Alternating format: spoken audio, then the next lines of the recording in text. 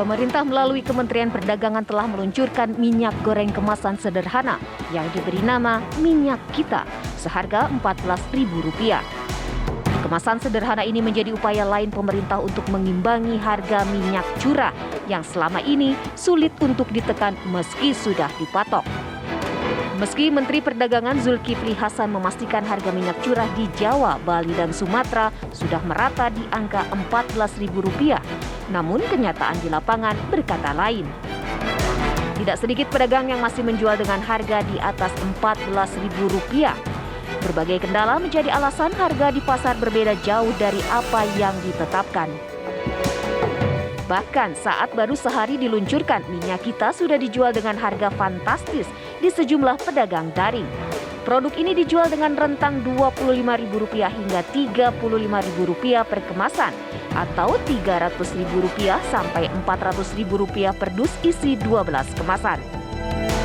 Sebelumnya, untuk memastikan minyak curah terjangkau masyarakat, pemerintah membatasi pembelian minyak 10 kg per harinya dengan menunjukkan KTP maupun aplikasi Peduli Lindungi.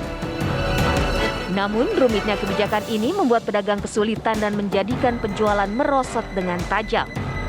Lalu, dapatkah diedarkannya kemasan sederhana minyak kita mengurangi konsumsi minyak curah di tanah air? Bisa jadi tidak banyak masyarakat yang paham jika sebagian minyak curah yang beredar di pasaran adalah minyak bekas atau jelantah yang kembali diproses dengan zat tertentu yang pada akhirnya akan merugikan secara kesehatan. Bagaimanakah seharusnya pemerintah dan sektor swasta berkolaborasi untuk mengubah perilaku konsumsi masyarakat terhadap minyak goreng? Tim TV One mengabarkan.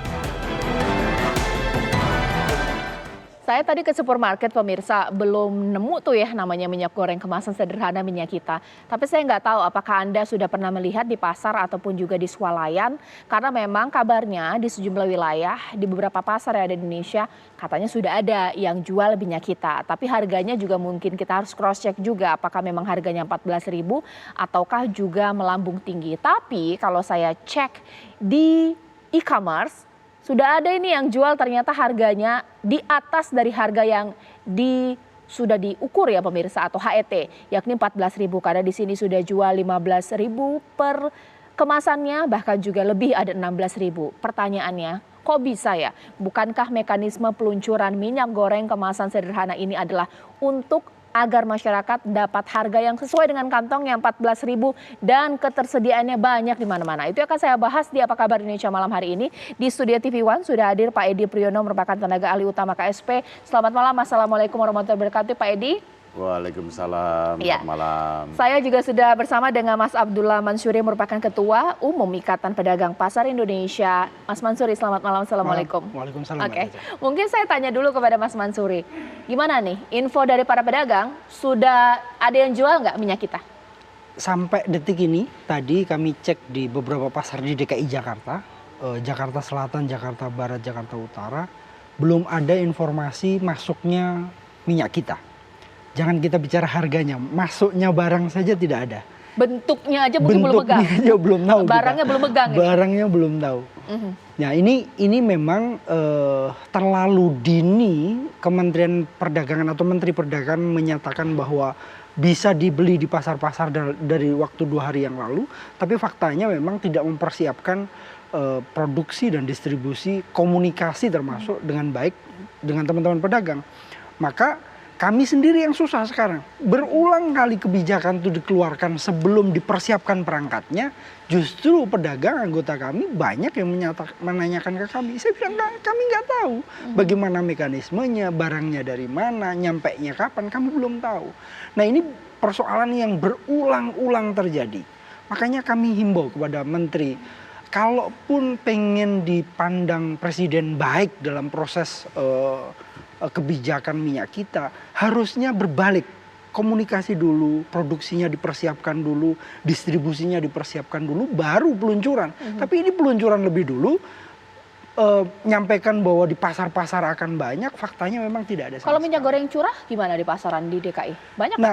Nah ini agak berbalik memang. Minyak goreng curah sekarang itu justru relatif lebih terisi, walaupun harganya Kayaknya berapa? masih belum bisa sesuai dengan HET. HET. Berapa Ya nggak banyak selisihnya, katakanlah per kilo 15.500, per liter 14.500, nggak Oke.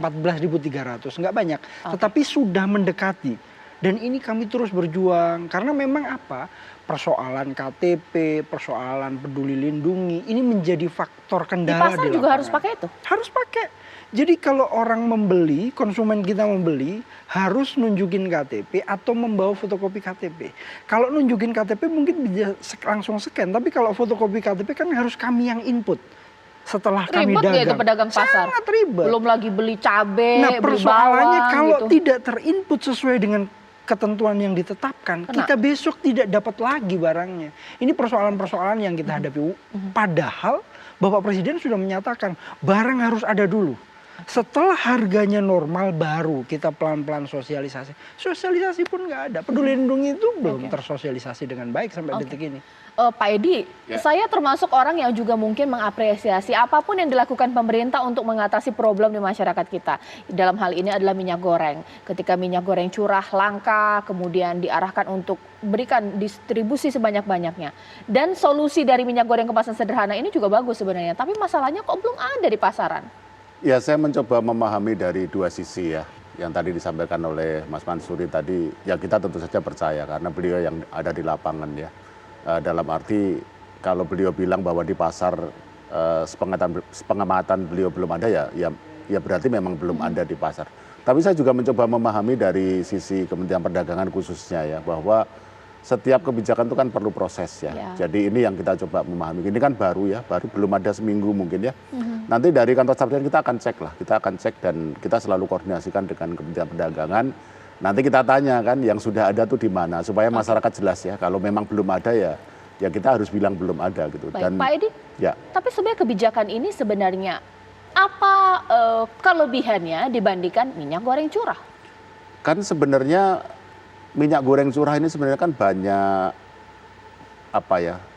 potensi masalah lah ya. Jadi di luar harganya yang murah sebenarnya kan banyak potensi masalah. Pertama, ketika di pabrik besar katakanlah itu yang sudah ada standar sih tidak masalah ya. Tapi kemudian kan dia distribusikan itu kan dengan tangki-tangki, kemudian nanti masukkan ke drum.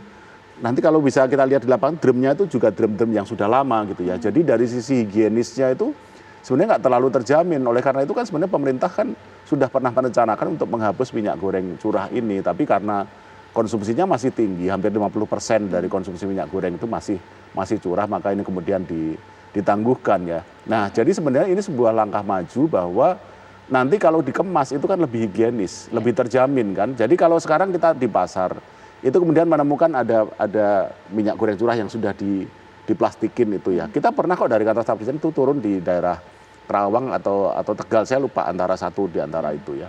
Itu kita menemukan minyak goreng yang ada yang warnanya beda banget gitu, agak coklat gitu. Nah kita tanya itu dari mana Bu, karena yang jual perempuan kan.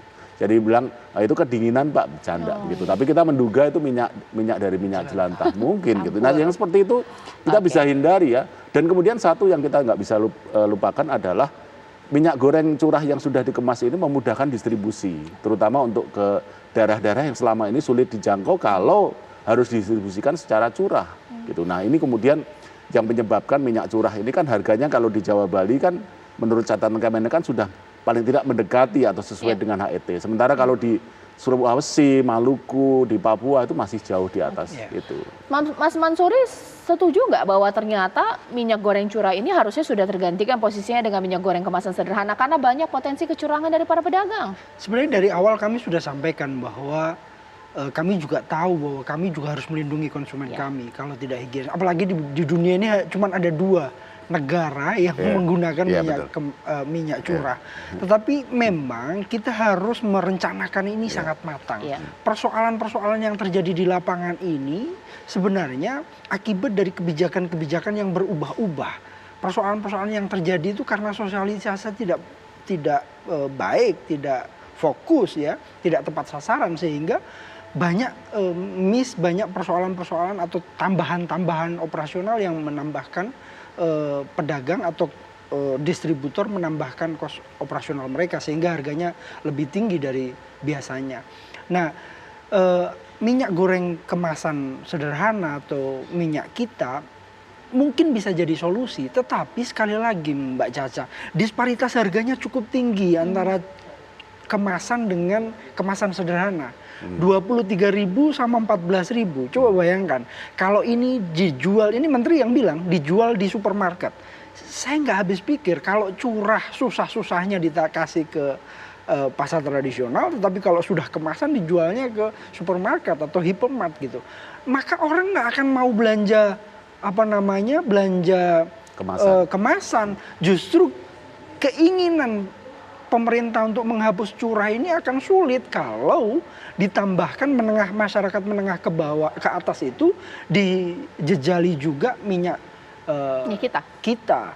Justru yang membutuhkan sebenarnya minyak kita ini atau kemasan sederhana ini atau curah itu kan diperuntukkan untuk masyarakat menengah ke bawah atau masyarakat miskin. Kalau masyarakat miskin atau masyarakat menengah ke bawah, UMKM, pedagang gorengan, pedagang ayam, kalau dia tidak mendapatkan itu karena aksesnya dipersulit, dilimpahkan ke supermarket, hypermart dan seterusnya, maka kami akan dapat apa? Akan curah curah bermasalah lagi dan seterusnya. Maka harus dihitung dan koordinasinya memang harus diperbaiki, Mbak. Ya, nanti sesaat lagi saya akan juga menunggu narasumber saya Pak Sahat Sinaga merupakan Direktur Eksekutif Gabungan Industri Minyak Nabati, karena memang saya masih bertanya-tanya dalam hati saya, kalau tadi pedagang pasar belum nemu ini minyak kita, bahkan saya juga di supermarket belum nemu juga minyak kita, tapi ternyata di e-commerce ini sudah mulai banyak yang menjual minyak kita. Mereka dapat dari mana? Apakah kebijakan ini harusnya memotong alur distribusi yang tadi tidak tepat sasaran, tapi ternyata tetap juga tidak tepat sasaran? Sesaat lagi di Apa Kabar Indonesia Malam.